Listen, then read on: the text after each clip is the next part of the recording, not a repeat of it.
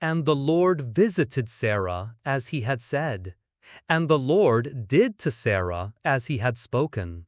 For Sarah conceived and bore a son in his old age, at the set time of which God had spoken to him. And Abraham called the name of his son that was born to him, whom Sarah bore to him, Isaac. And Abraham circumcised his son Isaac when he was 8 days old, as God had commanded him. And Abraham was 100 years old when his son Isaac was born to him. And Sarah said, God has made me laugh, so that all who hear will laugh with me. And she said, Who could have said to Abraham that Sarah would suckle children? For I have borne a son to him in his old age. And the child grew and was weaned, and Abraham made a great feast the day that Isaac was weaned. And Sarah saw the son of Hagar the Egyptian, whom she had borne to Abraham, mocking.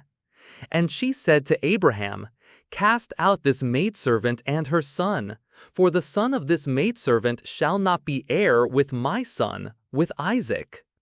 And the thing was very grievous in Abraham's sight because of his son.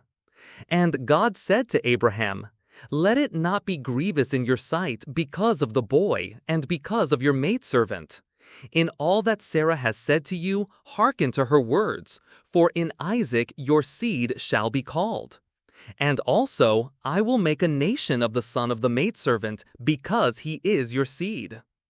And Abraham rose up early in the morning, and took bread and a skin of water, and gave it to Hagar, putting it on her shoulder.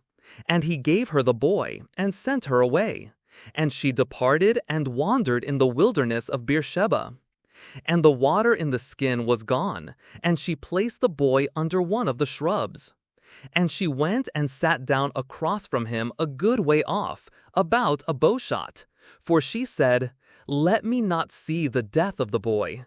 And she sat across from him, and lifted up her voice, and wept. And God heard the voice of the boy. And the angel of God called to Hagar out of the heavens, and said to her, What ails you, Hagar? Do not fear, for God has heard the voice of the boy where he is. Rise up, lift up the boy, and hold him up with your hand, for I will make him a great nation. And God opened her eyes, and she saw a well of water. And she went and filled the skin with water, and gave a drink to the boy. And God was with the boy, and he grew and lived in the wilderness, and became an archer.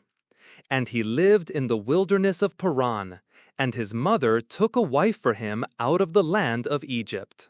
And it came to pass at that time, Abimelech and Phicol, the commander of his army, spoke to Abraham, saying, God is with you in all that you do. Now therefore swear to me here by God that you will not deal falsely with me, nor with my son, nor with my son's son. Do to me according to the kindness that I have done to you, and to the land in which you have lived. And Abraham said, I will swear. And Abraham reproved Abimelech because of a well of water which Abimelech's servants had violently seized. And Abimelech said, I do not know who has done this thing, neither did you inform me, nor have I even heard of it, except today. And Abraham took sheep and oxen and gave them to Abimelech, and both of them made a covenant. And Abraham set 7 ewe lambs of the flock by themselves.